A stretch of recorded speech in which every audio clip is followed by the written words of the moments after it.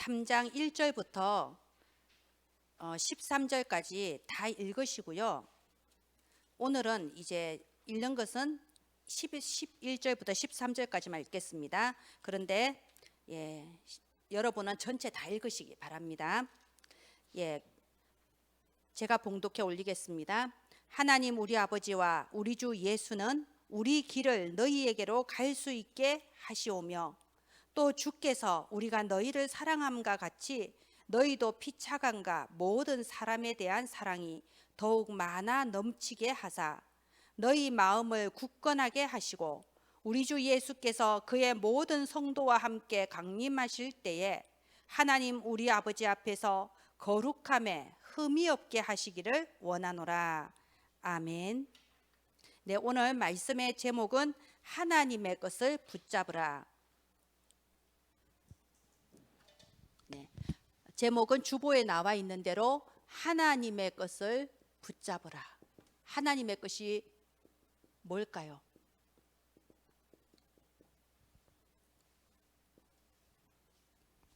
지금 정신질환 시대라고 합니다. 이거는 불신자들도 거부할 수 없는, 부정할 수 없는 사실입니다. 지금 사실은 우리 이웃과 우리 가정과 그리고 전 세계에 정신질환이 너무 많이 늘어나고 있습니다. 우울증, 조울증, 공황장애, 조현병, 사소한 불면증까지. 그런데 그것이 육신과 함께 나타나니까요. 사람들이 내 육신의 문제인가, 심장이 뛰네, 심장병인가, 소화가 안 되네, 소화기 장애인가, 다 연결이 되어 있거든요.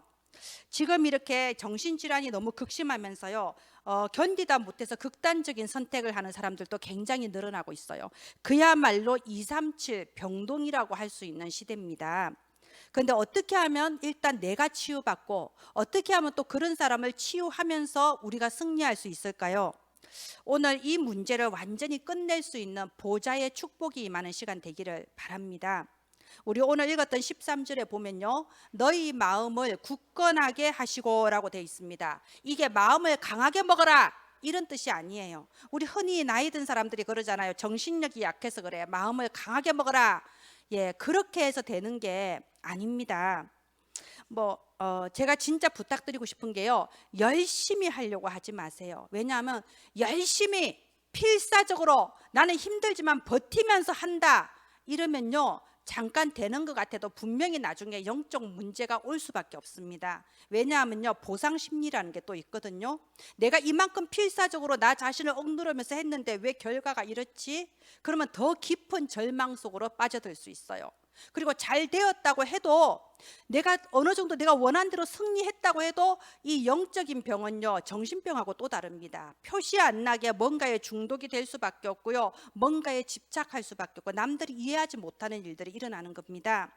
그래서 열심히 하려고 하지 말고요, 어떻게 해야 되냐? 힘을 얻어야 돼요. 우리가 하나님 내게 내면에 힘을 주옵소서. 하나님께서 주시는 이 힘이 있어야 일어나는 문제에 대처할 수 있어요. 여러분 양기자 씨 작가 아시죠? 이 양기자 작가가 적은 그 수필을 한번 봤는데요. 양기자 씨가 어느 날 이제 한정식 집을 개업을 하셨더라고요. 그래서 진짜 유명한 요리 장인을 초청을 했습니다. 나라에서 정말 인정해주는 한정식의 장인 할머니를 초청을 한 거예요. 제대로 해보려고. 근데 막상 그래서 이제 그 할머니 만든 요리도 미리 자기가 다 시식을 해보고 되겠다 채용을 했거든요. 막상 개업 날이 돼서 손님이 이제 방방마다 가득가득 찼는데 음식이 안 나와요. 막 큰 혼란이 일어난 거예요. 그래서 주방에 급하게 가보니까 그 요리 장인 할머니가 이렇게 누워서 있고 막 옆에서 조수들이 막 팔다리 주무르고 난리 난 거예요. 왜냐? 진짜 요리를 제대로 잘하시는 분인데 막상 주문이 1인분, 2인분, 3인분 막 닥쳐오니까 혼란이 와버리신 거예요. 그래서 너무 충격을 받아서 지금 우왕청심원 먹고 조수들이 이제 막 주무르고 있는 거예요. 당황하지 마시라고. 이게 뭐죠? 우리가 문제는 닥칠 수밖에 없습니다. 위기는 올 수밖에 없어요. 우리한테 진짜 필요한 거는 그 문제에 대처할 수 있는 내면의 힘이 있어야 되는 겁니다. 진짜 위기가 왔을 때 내가 그것에 당황하지 않고 대처할 수 있는 힘, 이게 있어야 돼요. 내가 할 수 있는 게 아닙니다. 하나님을 의지하는 거예요. 내가 열심히 내가 필사적으로 버티면서 내 힘으로 노력을 해서 이겨내는 그런 힘이 아니에요. 이거는요, 하나님을 믿고 하나님을 의지해서 딱 한 발자국만 더 나아갈 수 있는 믿음의 용기인 거예요. 믿음의 용기. 예, 다윗이 골리앗 앞에 섰을 때에 사울 왕이 그랬습니다. 너 같은 어린아이가 어떻게 저 골리앗을 이긴단 말이냐. 그럴 때 다윗이 용기를 가지고 내가 저 골리앗을 쳐부술 자신이 있습니다, 이렇게 말한 게 아니잖아요. 하나님께서 곰과 사자의 발톱에서도 나를 건져내셨는데 그것처럼 저 블레셋 사람의 손에서도 나를 건져내 주실 겁니다. 하나님을 믿기 때문에 하나님을 의지해서 나아갈 수 있는 그 믿음의 용기가 있었던 거예요. 지금 진짜 너무 힘들다, 난 진짜 지금 위기다, 문제다, 이럴 때 그 요리장인 할머니처럼 그냥 막 정신 잃고 당황해 버리는 게 아니고요, 하나님을 믿고 내가 딱 한 걸음만 더 나갈 수 있으면 됩니다. 내가 딱 한 걸음만 더 나갈 수 있으면요, 이 고비가 지나가면 하나님께서 새로운 길을 또 열어주세요. 하나님께서 우리가 미처 생각하지 못했던 일들을 행하십니다. 그게 최적, 최선, 최고라는 겁니다. 그래서 바로 지금이 기회예요. 지금은 하나님께서 우리한테 죽으라고 위기를 준 게 아니에요. 지금이 기회입니다. 고린도후서 6장 2절에 보면요, 보라 지금은 은혜 받을 만한 때요, 보라 지금은 구원의 날이로다 라고 돼 있습니다. 보라 지금은 절망할 때다, 보라 지금은 낙심할 때다, 이렇게 안 돼 있잖아요. 보라 지금은 은혜 받을 만한 때요, 보라 지금은 구원의 날이로다. 왜 하나님께서 나한테 이런 위기를 주셨냐? 하나님은요, 우리가 과거 상처에서 이제는 빠져나오기를 원하십니다. 하나님은 내가 스스로 나 자신을 속이고 있는 이 거품을 이제는 버리기를 바랍니다. 허세를 버리기를 바랍니다. 하나님은 내가 사람들 앞에서 힘겹게 유지하고 있는 이 껍데기를 이제는 벗으라고 하는 겁니다. 이것은 하나님의 것이 아니에요. 보라 지금은 하나님의 것을 붙잡을 때입니다. 그래서 오늘 말씀의 제목이 하나님의 것을 붙잡으랍니다. 오늘 진짜 이 세 가지를 붙잡아야 돼요. 하나님의 것. 하나님이 우리에게 정답을 이미 주셨습니다. 하나님은 우리에게 지금 내가 당면한 문제를 해결할 수 있는 해답도 주셨습니다. 하나님은 우리의 인생과 나의 현장에 응답도 이미 준비해 놓으셨습니다. 이것을 붙잡는 날, 시작의 날이 되기를 바랍니다. 이게 가장 중요한 기본이에요. 자, 정답, 우리 바울에 대해서 한번 볼까요? 오늘 이 데살로니가 전서는 바울이 데살로니가 교회에 보낸 편지죠. 바울이 어떤 사람입니까? 바울은 이미 태어났을 때 출신 자체가 길리기아 다소, 그야말로 아주 금수저였어요. 이 길리기아 다소가 그때 당시에 3대 문학 도시 중에 하나였어요. 아테네, 길리기아 다소, 알렉산드리아, 그때 당시 헬라 철학을 주도하고 있는 3대 문학 도시 중에 하나였어요.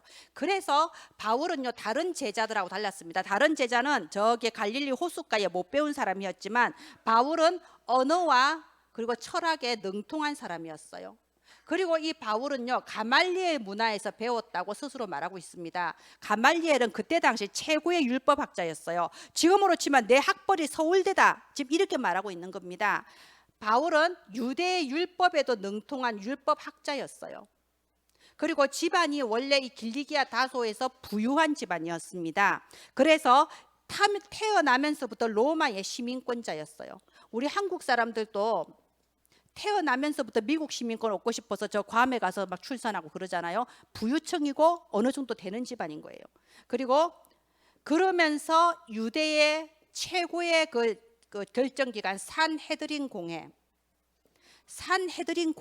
회원이었어요. 원래 산헤드린 공회는요, 우리나라 국회의원 같은 거거든요. 나이도 있고 지위도 있어야 되는데 젊은 바울이 어떻게 여기 들어갔냐? 차기 주자인 거예요. 차기 유대 지도자인 거예요. 그래서 그야말로 총망받는 사람이었어요. 그런데 대부분의 사람들이 정말 놀랍게도 모르는 게 있습니다. 정말 놀랍게도 잘 모르는 게요, 최선을 다해라, 열심히 해라, 이겨내라, 마음을 강하게 가지고 네가 정신력을 굳건하게 하고, 진짜 모르는 게 있는데요, 그런 식으로 최선을 다하고 힘겹게 버티면서 필사적으로 하면요, 필연적으로 영적 문제 반드시 따라옵니다. 왜? 복음이 아니거든요. 복음 없이 하는 건요, 나중에 반드시 영적 문제가 따라와요. 이 영적 문제가요, 꼭 정신병하고는 다르다고 했죠. 이게 영적인 병입니다. 그래서 우리 보면 아이돌들이요, 이게 되게 많아요. 왜냐하면 이 애들이 공부해야 될 10대 시기에 모든 것을 바쳐서 남들 친구들 놀 때 안 놀고 그 연습실에 들어가서 아침부터 밤까지 연습하잖아요. 춤추는 법, 노래 부르는 법, 뭐 기자회견하는 법, 자신의 이미지 메이킹하는 법을 다 배우는 거예요. 그리고 한참 먹고 싶은 나이에 안 먹고 다이어트 합니다. 모든 것을 바쳐서 올인을 해야지 그 젊은 20대 초반에 우상이 될 수 있는 거예요. 근데 이 사람들이 어떻게 영적인 병이 없을 수 있겠어요? 우리가 뭐 예능 프로 보면요, 아이돌들이 얼마나 막 건전하게 나옵니까? 막 웃고 밝고 순진하고 바르고 우리는 사이 좋아요, 시기 질투 없어요, 그러죠. 다 이미지 메이킹인 거 아시죠? 그러니까 드러나지 않는 영적인 병, 어느 순간에 이해가 안 되는 일을 하는 거예요. 기행, 그리고 숨은 중독. 우리 저번에 버닝썬 사건 그 뒤에 줄줄이 나왔잖아요. 아이돌 멤버들이 그런 비밀 술집 운영하고 비밀 술집에 출입하고, 왜? 자기들도 어딘가 이걸 풀어야 되거든요.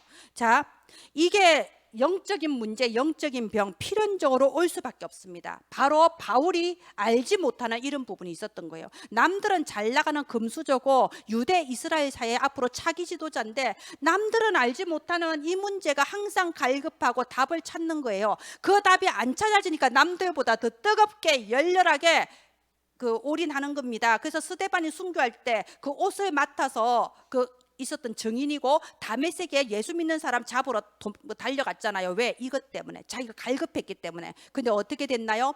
다메섹 도상에서 예수 그리스도를 만났을 때에 절대 풀리지 않는 갈급함, 아무리 노력해도 해결되지 않는 그 문제에 대해서 정답을 발견한 거예요. 그리스도라는 이 정답을 발견해 버린 겁니다. 다시는 돌아보지 않아도 될 만큼, 다시는 갈급하지 않아도 될 만큼 인생의 정답을 그리스도로 붙잡아 버린 겁니다. 그래서 여러분, 이 예수 그리스도는요, 운명을 바꾼 이름이에요.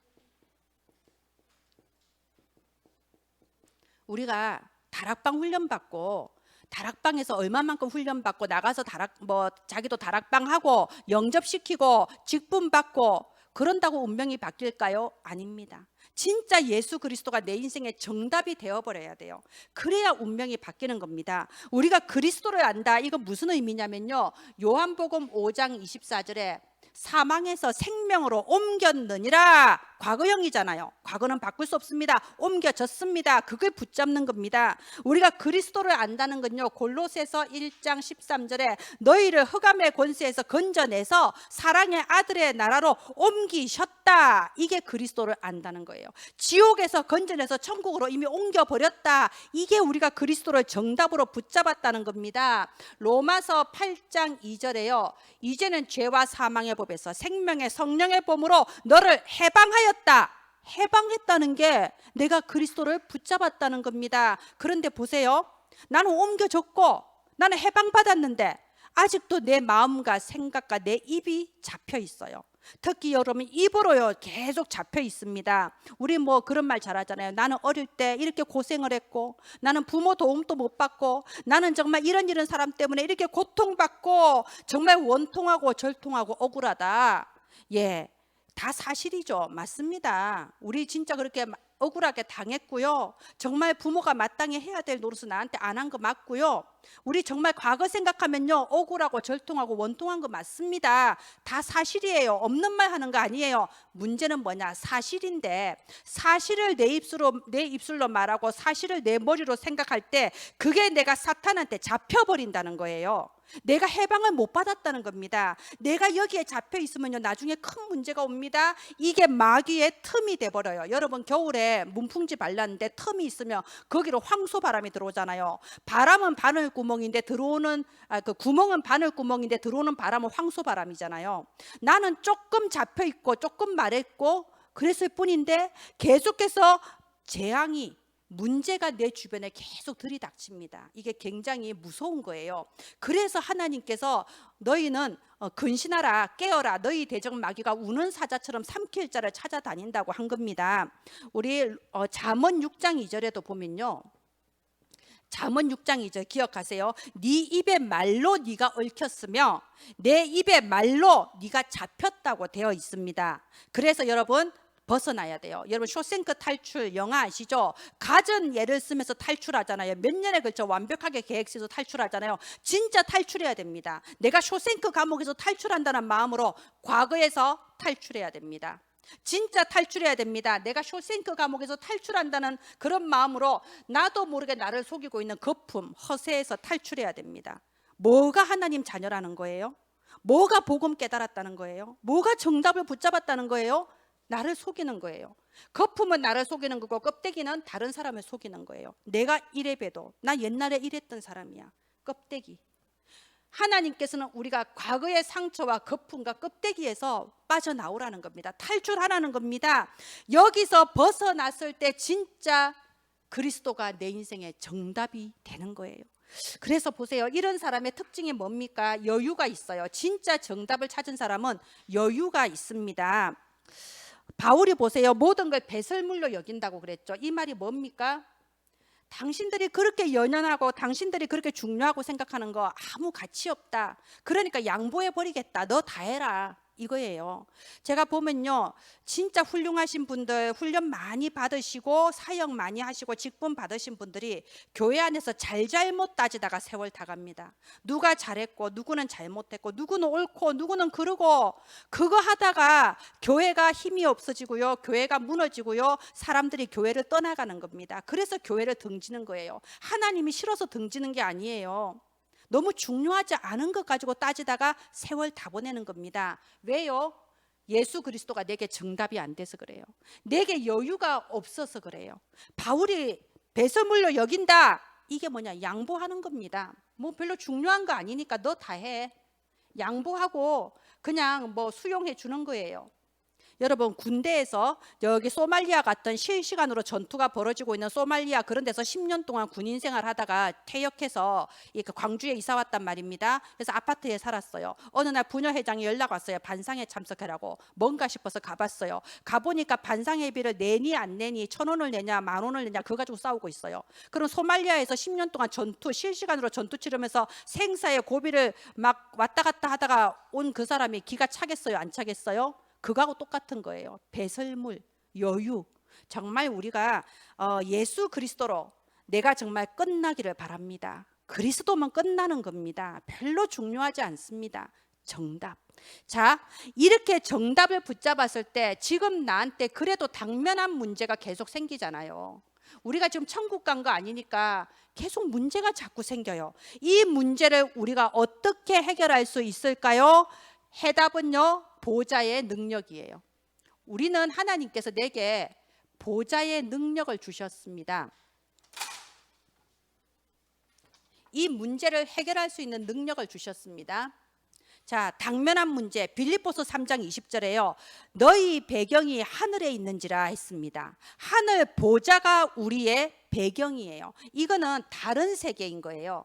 세상의 사람들은 모르는 다른 세계, 영적 세계의 능력입니다. 우리가 진짜 중심으로 기도했을 때 어떤 일이 벌어집니까? 이 엄청난 이 영적 과학을 사람들이 다 모르는 거예요. 그래서 지금 어떤 문제가 있다, 해결하려고 하지 마세요. 어떤 사람이 이상하다, 굳이 내가 말해서 해결하려고 하지 마세요. 해결하려고 하면 할수록 더 큰 문제가 자꾸 벌어집니다. 자, 보세요. 아브라함이 드디어 롯을 떠나보냈습니다. 아브라함을 롯을 저 먼 곳에서 몇 달에 걸쳐 그 여행하는 동안 데리고 왔잖아요. 왜? 나는 자식이 없으니까 네가 내 후계자다. 그런데 자꾸 아니라는 신호가 자꾸 오는 거예요. 그래서 결국은 롯을 떠나보냈습니다. 롯을 떠나보냈다, 이건 뭐냐? 내 생각을 내려놓았다는 거예요. 내 계획을 내려놓았다는 거예요. 롯을 어떻게 바꿔보겠다는 내 인본주의를 내려놓았습니다. 내 생각, 내 인본주의, 내 계획 가지고 하면요, 되는 것 같은데 될 듯 하다가 결국 안 돼요. 결국 더 문제 옵니다. 그래서 우리는요, 될 듯 하다가 안 되는 인본주의가 아니라 반드시 되는 거, 반드시 되는 걸 붙잡자는 겁니다. 그게 뭐냐? 하늘 보좌의 능력인 겁니다. 빌립보서 3장 21절에 만물을 복종하게 하는 그 이름 예수 그리스도, 그리스도의 이름으로 기도할 때 모든 것이 가능해지는 겁니다. 하나님이 주신 것을 가져야 돼요. 하나님의 것을 붙잡아야 되는 겁니다. 그게 뭔가요? 우리가 하루에 한 번이라도 하나님 앞에 깊은 시간을 가집시다. 주보에 나와 있죠. 하루에 한 번이라도 깊은 기도, 이게 있어야 되는 거예요. 하루에 단 10분이라도 많은 시간을 하는 게 아니고요. 막 밥을 굶으면서 해라, 뭐 밤을 새면서 해라. 방법이 중요하지 않아요. 단 5분, 단 10분이라도 내가 하나님께로 집중하는 그 시간은 하나님이 아십니다. 단 짧은 시간이라도 하늘 보좌와 연결될 수 있는 그 몰입의 시간이 우리에게는 필요한 겁니다. 하나님께로 몰입. 틀린 몰입은 중독을 부르지만요, 하나님께로 몰입하는 올바른 몰입은 우리가 알지 못하는 다른 세계를 체험하게 해줍니다. 이렇게 우리가 하루에 한 번이라도 하나님과 소통하는 깊은 시간을 가질 때, 예수 이름으로 기도할 때 세상 사람은 상상하지도 못하는 새 일이 일어나는 겁니다. 바울이 보세요, 사도행전 9장 15절에 보면 어떻게 했습니까? 그렇게 내 생각에 만만하게 가지고 내 저 예수 믿는 사람들을 다 잡겠다, 이게 하나님의 뜻이 아니겠냐, 자기 야망을 가지고 채워지지 않는 갈급함을 가지고 달려가던 바울이 그리스도를 만났을 때 주여 니시오니까 하고 그 앞에 완전히 무릎 꿇어 버렸잖아요. 완전히 무릎 꿇어 버렸습니다. 자기가 원래 가지고 있던 이런 모든 것 다 내려놓고 하나님 앞에 완전히 무릎 꿇었습니다. 나의 고민, 나의 문제, 내게 그 갈급한 모든 거 하나님 앞에 다 내려놓고요, 간절하게 우리가 기도해야 됩니다. 중심으로 기도해야 됩니다. 그럴 때 하나님께서 하시는 새 일이 시작되는 거예요. 야고보서 5장 13절부터 18절에 보면요, 그 부분 나오죠. 엘리야의 기도가 나옵니다. 엘리야도 너희와 똑같은 사람이다, 인간이다. 그런데 엘리야가 진짜 기도했을 때 3년 6개월 동안 가뭄이 왔어요. 그런데 엘리야가 진짜로 기도했을 때 비가 내렸습니다. 엘리야도 너희와 똑같은 사람인데 이런 능력이 나타났다. 그러면서 기도에 대해서 말하기를요, 믿음의 기도는 병든 자를 일으킨다라고 약속하셨어요. 의인의 간구는 역사하는 힘이 큼이라. 구원받은 하나님의 자녀 복음 가진 네가 기도할 때에 그것은 엄청난 능력이 나타난다라고 약속하고 계신 겁니다. 목사님의 기도가 역사하는 힘이 크니라 아니에요. 저 무슨 특별한 은사를 받은 사모의 기도가 역사하는 힘이 큼이라 아니에요. 내가 의인, 예수 그리스도 믿고 의인이 된 내가 기도하는 것이 역사하는 능력이 크다, 이겁니다.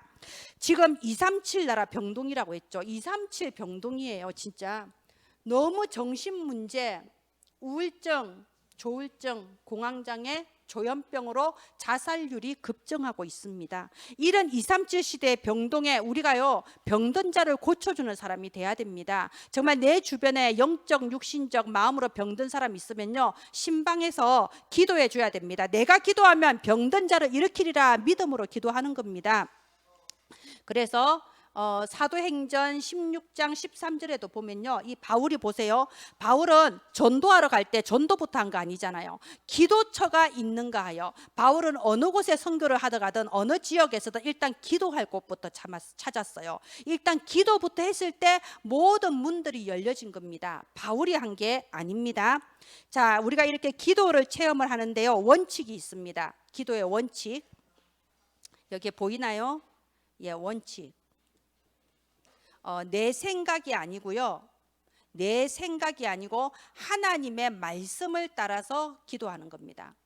우리 생각을 착각하는 게 되게 많아요. 내가 이렇게 하면 하나님 기뻐하실 거야, 내가 이렇게 하기를 하나님 원하실 거야. 착각입니다. 예전에 제가 그런 말 들었다고 했죠. 어떤 저 남자하고 결혼을 해야 되겠다. 왜? 저 남자가 이제 한의학에 대해서 조예가 있는데 저 남자랑 결혼하면 전도와 선교에 유익할 것 같아. 큰 착각이에요. 하나님께서 전도와 선교하기 위해서 네가 그 남자하고 결혼해라, 이거 하나님 뜻 아니거든요. 그러니까 나름대로 막 착각을 하는 겁니다. 어떻게 하면 우리가 하나님의 뜻을 착각하지 않고 바로 알 수 있을까요? 말씀. 하나님이 주시는 말씀을 끊임없이 우리가 묵상하고 말씀 24가 될 때에 우리가 내 생각이 아니라 하나님의 말씀대로 기도할 수 있습니다. 내 소원이 아니에요.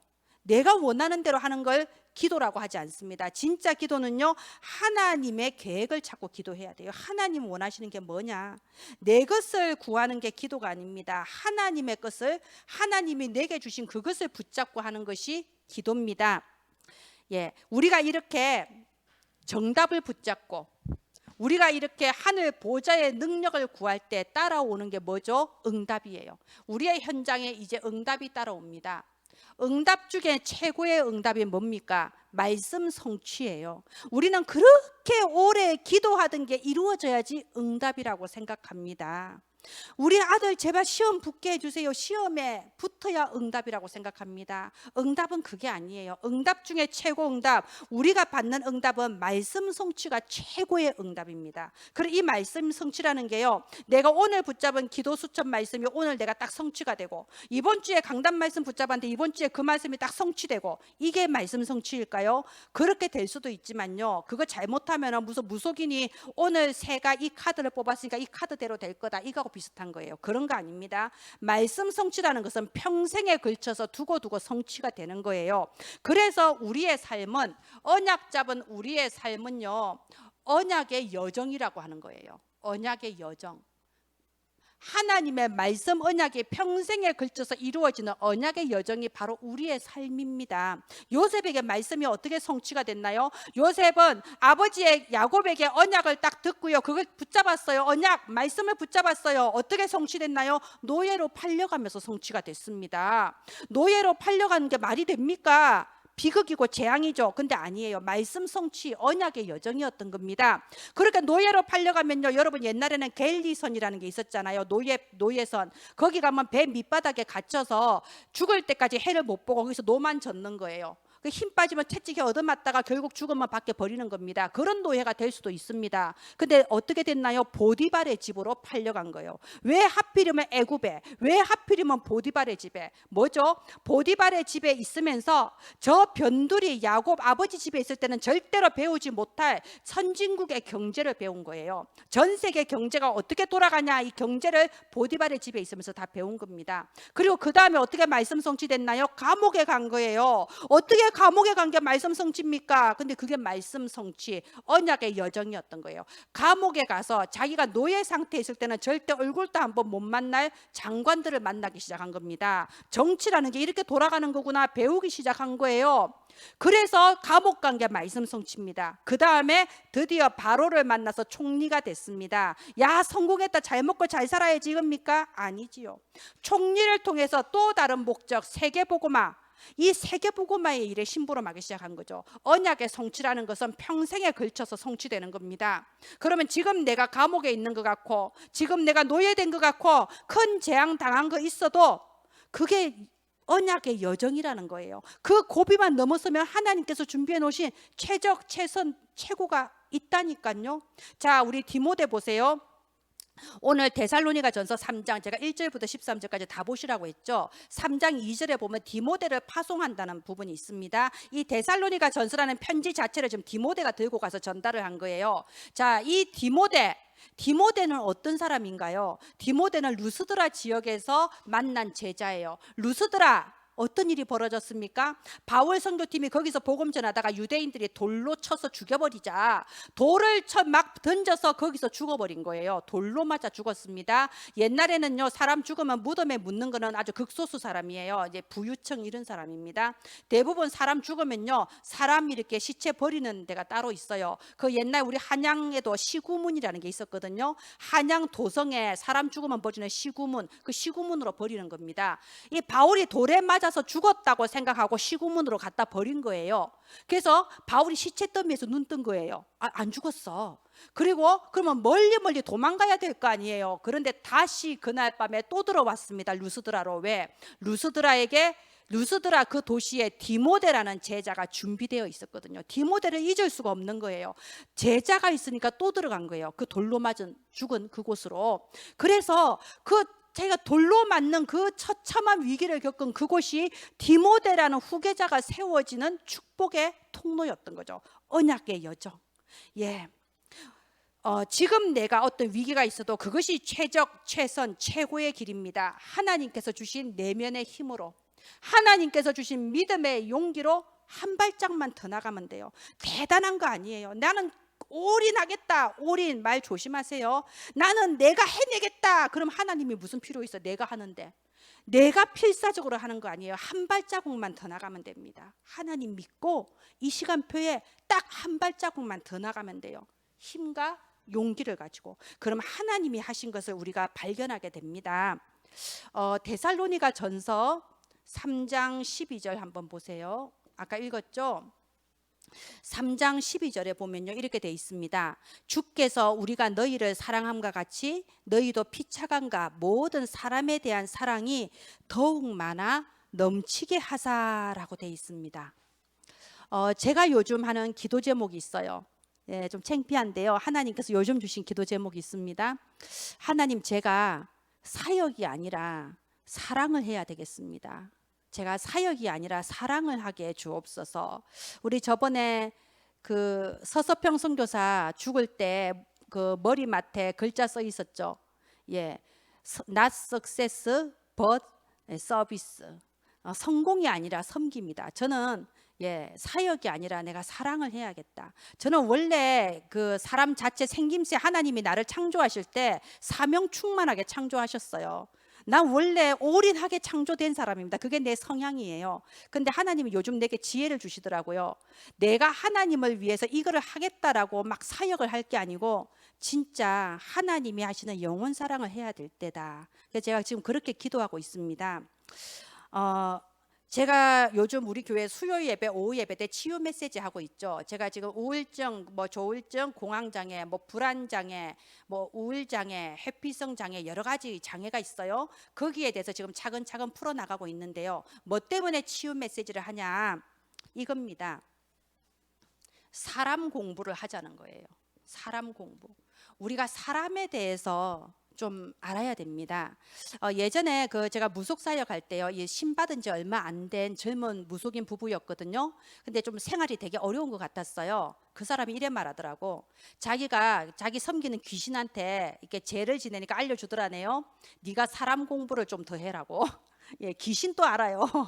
사람 공부를 좀 더 해라. 왜냐하면 이 원래 그 신 어머니 있잖아요. 신을 내려주는 사람, 그 사람하고도 관계가 틀어져 버리니까 사람 공부가 안 돼 있으니까 자기 신어머니하고도 관계가 틀어져서 연락도 안 해. 그러니까 원래는 이 신을 내려준 신어머니가 손님도 좀 소개해주고 앞으로 앞날이 풀리게 해줘야 되는데 그게 끊어져 버린 거야. 자기 힘들다는 거예요.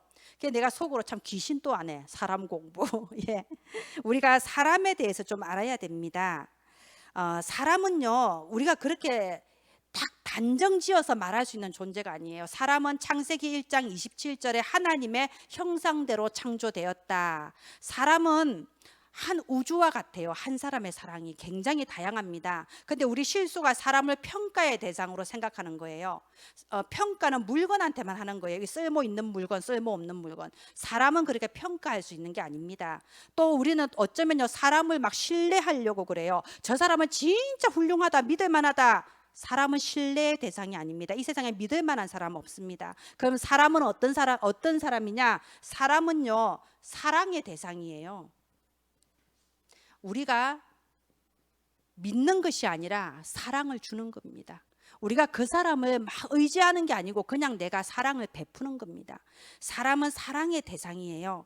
이렇게 사랑의 대상이 돼야 되는데 내가 사랑이 안 되잖아요. 왜 우리가 사람이 사랑 안 될까요? 나 자신이 지금 병들어 있어서 그래요. 내가 지금 마음에 상처받아서 내가 마음에 병이 들어 있는데 다른 사람 사랑하겠습니까?